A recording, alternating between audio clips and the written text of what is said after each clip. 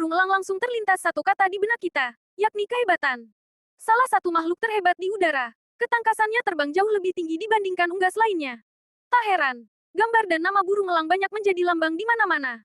Kisah hidupnya yang luar biasa. Sejak muda burung pemangsa ini hidup keras, berkelana sendiri, mencari makanan dengan kelebihan membidiknya dan pandangan matanya yang sangat tajam. Itulah sebabnya elang masuk dalam kelompok hewan yang hampir selalu berhasil dalam hal berburu. Kemampuan berburu elang juga didukung oleh kecepatan terbangnya yang mampu mencapai kecepatan 300 km per jamnya. Tapi, tahukah kamu di balik kehebatan burung elang ternyata dia mempunyai masa terpuruknya ketika mencapai usia 40 tahun. Elang di usianya yang mau setengah abad itu dihadapkan dengan dua pilihan, mati atau terus hidup dengan berjuang. Elang di fase ini juga sama seperti manusia, mereka sangat mempertimbangkan segala pilihan. Seekor elang bisa berusia sampai 40 tahun, tapi dia bisa hidup sampai usia 70 tahun. Hanya saja untuk berumur panjang, ada perjuangan yang lebih menyakitkan yang harus dilaluinya.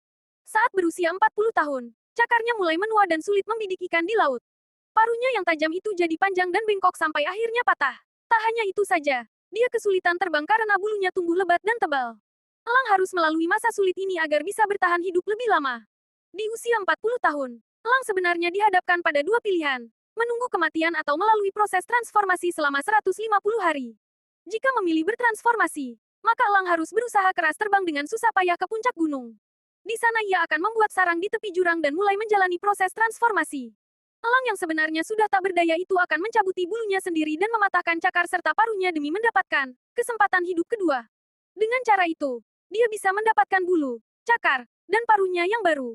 Setelah melewati proses menyakitkan itu, dia pun siap terbang dan menjalani hidupnya 30 tahun lagi. Sama seperti kita manusia, untuk mencapai tujuan kehidupan kita yang lebih baik, sesungguhnya tidak mudah. Tapi maukah kita berproses sama seperti elang? Ataukah kita hanya berdiam diri menyerah tanpa ada kemajuan? Memang berproses akan diperhadapkan dengan banyak tantangan. Tapi lebih baik melangkah maju walau sakit daripada berdiam dalam keputusasaan. Layaknya elang, lepaskan semua kejanggalan di masa lalu dan mulailah melangkah maju meraih tujuan hidup kita.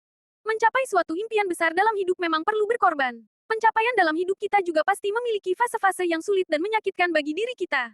Tapi percayalah, layaknya elang, setelah kesulitan akan ada kemudahan. Bersusah-susah dahulu, bersenang-senang kemudian.